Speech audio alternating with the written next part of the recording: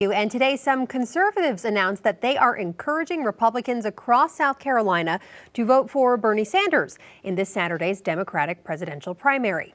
Our Renee Wunderlich spoke with them, and she is joining us now live in the studio to explain. Renee? Well, Gabby, you may remember a few weeks ago when we first spoke with a conservative Republican behind a grassroots movement called Trump 229. Well, today in Greenville, other activists, one in the Tea Party, one a former chairman of the Greenville County Republicans, announced a similar movement with a similar message. We are specifically asking for Republicans and Trump supporters all across South Carolina to turn out and vote for Senator Bernie Sanders in the Democratic primary on Saturday. As an effort to protest open primaries in South Carolina, conservative activists are urging Republicans to vote for Democratic presidential candidate Senator Bernie Sanders. South Carolina does not register voters by party and holds open primaries, meaning anyone of any political affiliation or no party at all can cast a ballot. With wins in Iowa, New Hampshire, and Nevada, Sanders could possibly win in South Carolina.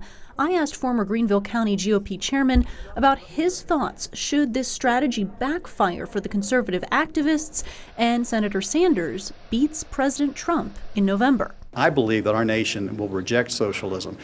I can't say there's no risk. Anytime you have an election, there's a risk. But I think we'll have an overwhelming and resounding victory for President Trump. And if we can't defeat a socialist here in 2020, we wouldn't deserve the freedoms that we have. I'm confident that Donald Trump will prevail. Greenville County's current chair of the GOP says the Republican Party supports closed primaries and thought about possibly doing a cross-voting push.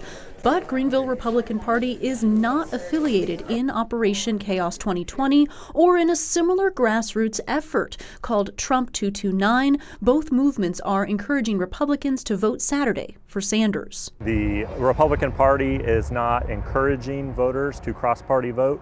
We understand some of our affiliates and members and friends are, and we understand the logic behind it, but from a party standpoint, we feel that that push is best left to the activists like the Trump 229 organization. The Greenville County Democratic Party released this statement that reads, in part, in calling for voters to select a specific candidate for the purpose of disrupting Saturday's primary, Operation Chaos 2020 is engaging in interference in a free and fair election.